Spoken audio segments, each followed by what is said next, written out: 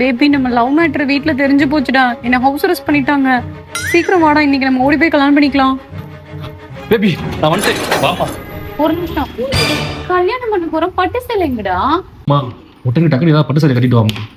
என்கிட்ட பட்டு சேலையே இல்லையே பேபி. பட்டு சேலையே இல்லையா? என்னடி என்னம்மா சோபால பட்டு சேலையை ஒரையா போட்டிருக்கீங்க? ஒரு தடவை கட்டின சேலையை நாங்க கட்ட மாட்டோங்க, அதான் ஒரையா போட்டோம். பிரபா எங்க இருக்கு?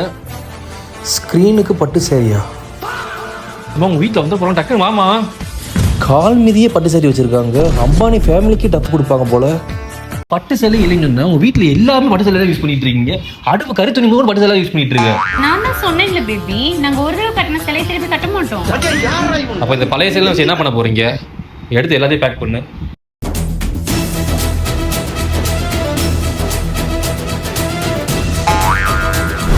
அப்படி எல்லாத்தையும் பேக் பண்ணிட்டு நாங்கள் வந்து இடந்தாங்க மதுரை நாச்சியார் பக்கத்தில் இருக்க சரவண பட்டு சென்டர்.